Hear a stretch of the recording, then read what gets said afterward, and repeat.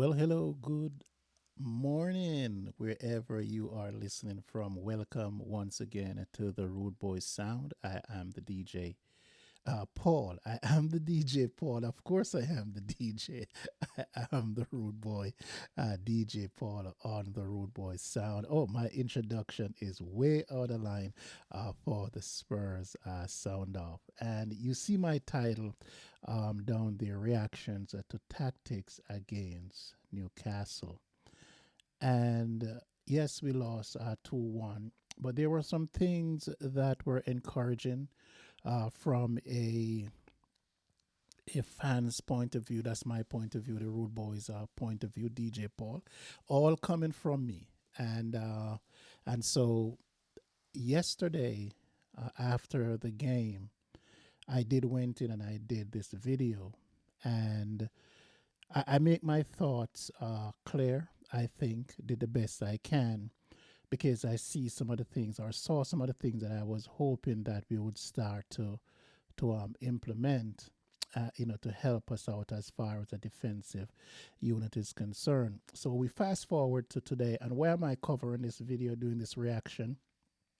I want to give a special shout out to Sean Butler of Spurs Talk Show and also Sava Football Heritage. Those are my two go-to channels for information. I know Sean do a wonderful job, sometimes being accused more times of being too vanilla and too accommodating to Daniel Levy. But I salute you, my man. You keep doing what you're doing because you're doing it well, and you will continue to grow as a channel. Same thing with Sava.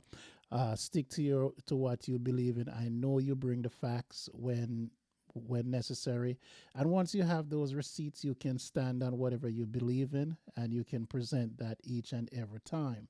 So, as I was listening to the latest that came from Sean, and I think he had Johnny with him. Shout out to Johnny as well. Is that there were some things that I have been calling for. And if I go back through my posts and through my videos, those are things that I was calling for. But there was something that was said that while I agree with what Sean is saying, it is not something that is continuous. That was evident before the game. I'm going to roll the tape because somewhere in there I did explain how we got there, and so take a listen, and I will butt in once in a while and give my commentary on it. This is a video that is 20 minutes long that I posted. It's up there on YouTube. You can see it if you want to at the Rude Boys Sound. But I'm just going to use this and recap some of the things that I was saying, because some of the things that Sean actually said, they were so true. But the facts are, it is only for this game. So I'll roll the tape and we'll break it down together. Take advantage of the situation. It is obvious that Newcastle were playing how they generally play. They didn't go into that block of 4 and 5, which I predicted that they would have done, but they definitely played through. And I think why they did that is because Spurs were struggling. If Spurs were out and running and were winning, I don't think they would have come out and play in the formation they did, but that's what it is.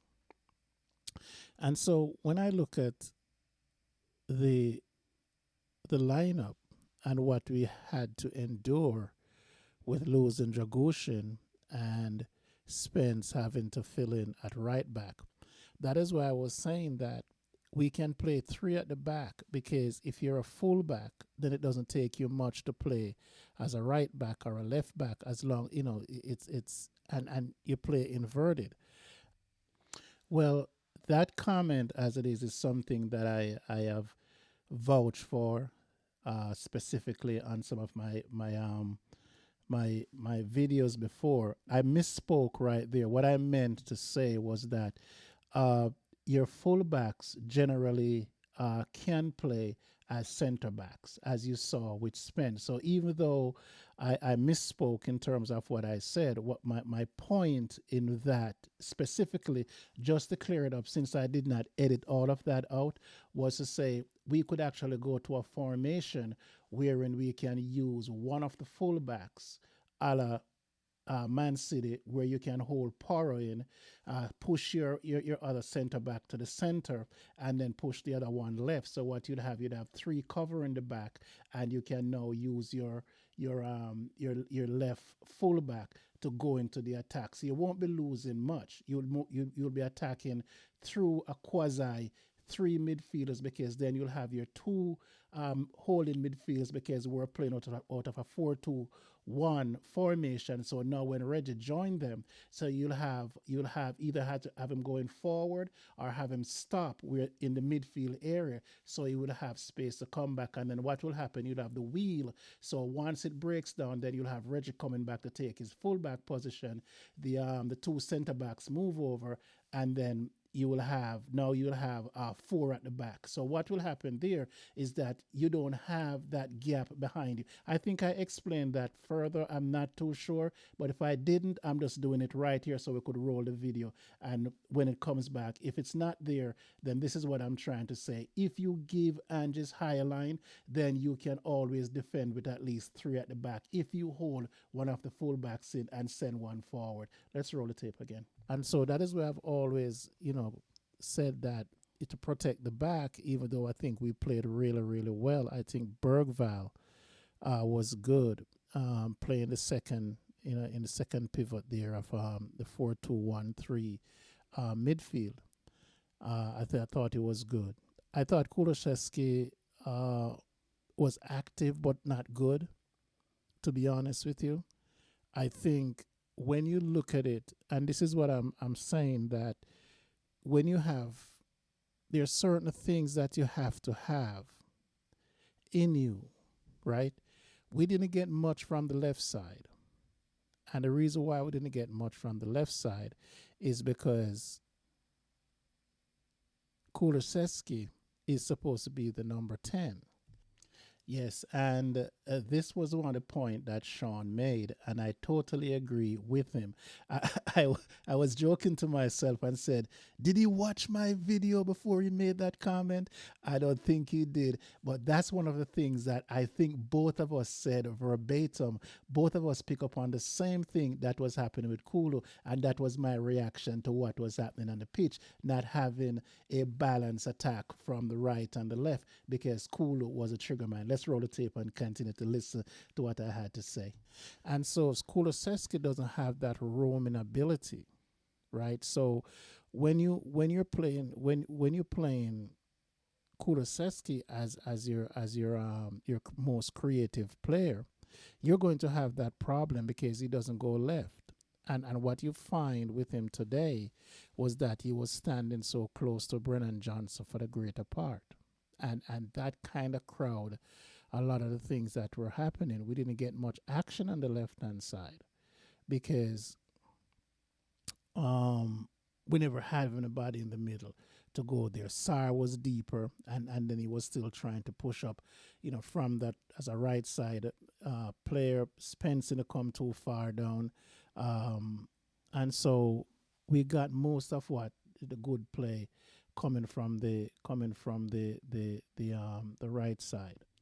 Well, right there, I think I misspoke. What I was trying to say is that when Spence was on the left, and you have Bergval and Sar in the middle, both were pushing up, but Sar wasn't affecting the left side, and also Spence wasn't pushing up as that fullback that you normally do. So we started out early, wherein the fullbacks weren't going as far as they should, or they normally do, not as they should, where they normally do, because there was some reservation there in terms of pushing up too high. What you had there, and you can look back at it and you can see it, and I know Sean made the same comment, is that what you have was Bergval, who was doing a little bit on the left, but he was predominantly behind Kulusevski, who was crowding, like I said before, the right side. So therefore, it limits what was going on. But Bergval played well. I'm not going to to say Bergvall did not play well. I'm just saying that overall, like I said before, I make my corrections to that video in light of how the reaction comes from other people out there, is that we did not have enough on the left. And I think we do agree to that there wasn't much happening on the left, and that's because Kulusevski is not really a trigger man. He's just dynamic with what he does, and I will continue to listen and see what else I have to say about that. And that's because Kulusevski drifted that side, and he was a trigger man. But overall, when you look at it, I think we have to look at how we press. And so when a team is willing to play out from the back, I don't think you should go in this all out press. Um, and especially when you don't have a set team, like we keep chopping and changing out of necessity because of the injuries. I thought overall the starters we lose Dragoshin, apart from Brennan Johnson, who hit the post from a difficult angle. I don't think he was that forceful in the game. I think this game would have been a prime game for him to come on, and so I really think, for the sake of the team, and I'm gonna say this right here and say it now, even though he's scoring, I think for the sake of the team, Brennan Johnson needs to sit. Brennan Johnson needs to sit, and either Bergvall or Madison needs to be in the creative force so we can take back Kula out of the middle. The thing with Kula over the period of time is that he really blows hot and cold. And so right now, like I said, I'm not concerned about his activity because he's always active. It's how effective those activities are. And when you look at it, yes, when you look at it today, when you watch the game, and for those who watch the game, he's drifting and keep drifting right, and that's a problem when your creative player makes the pitch unbalanced. And so what you have Solanke coming too far. You don't have anything over on the left because the ball is going down the right side. Brennan Johnson is over there, Porra is over there, and Kulusevski is over there. So there's no balance in the middle. And that's what I saw. And so the difference with that, if you notice when Madison came on, is how he balanced out the team. He was Yes, and that is what I was saying, and I think somewhere I did not listen to all the video, which is maybe to my fault. But if they did address it, if Sean and Johnny did address that, I really and truly apologize to that. I know it was an hour long, and I wanted to make this video, but as I said, I'm picking up on just one comment, and then, or a segment of your comment, which covers the area to which this video that I posted prior speak directly about. And so I might cut it off right here where I'm not going to go any further with this particular video. And so when you look at it, when you look at the overall play, yes, we did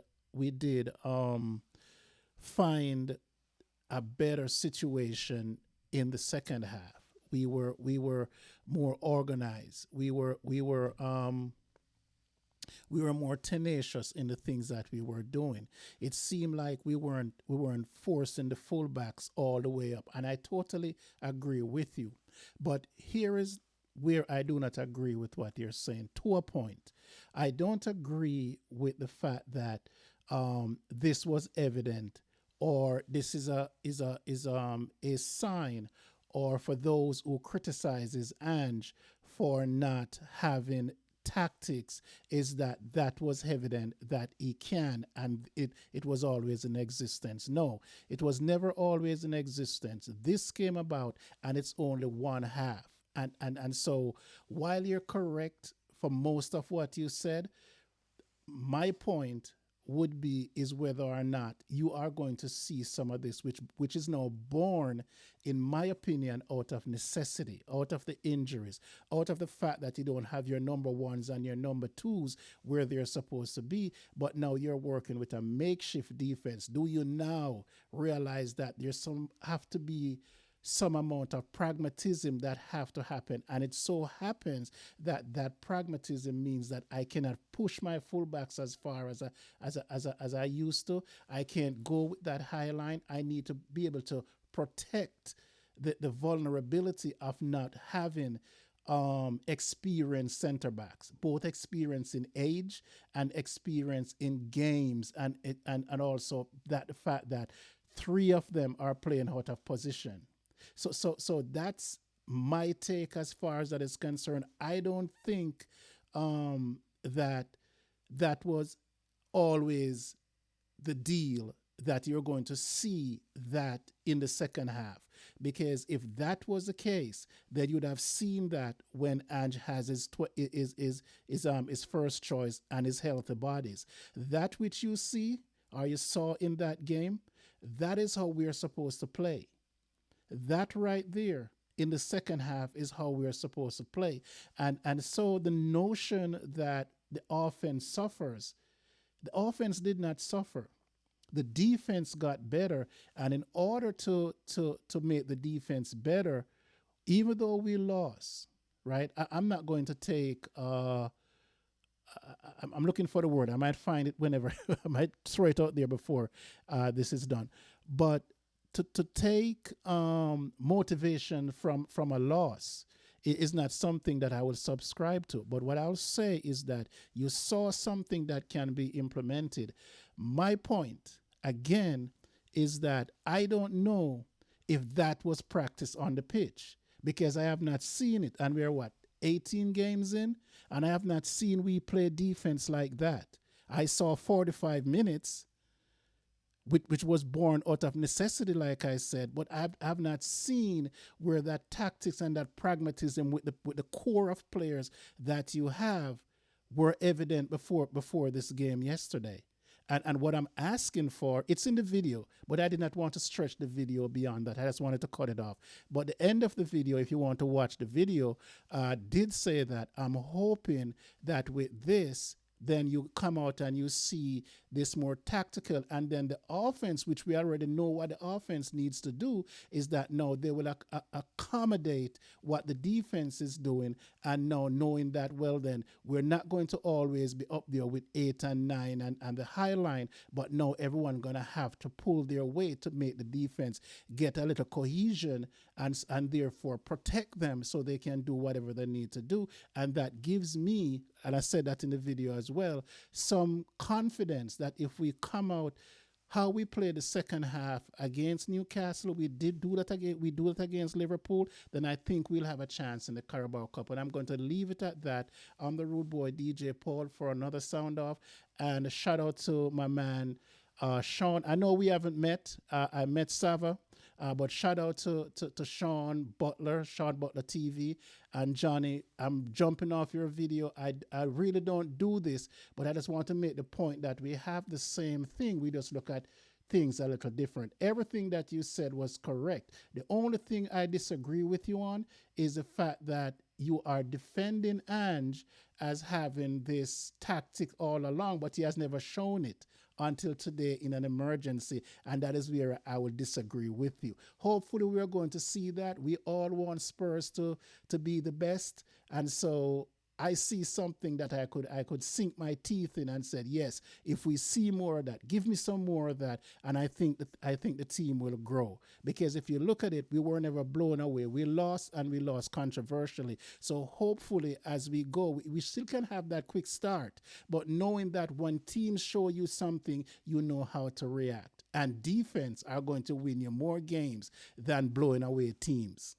All right. So once again, I'm the Rude Boy DJ Paul for the Spurs Sound Off on the Rude Boy Sound. I am out of here. Come on, you Spurs.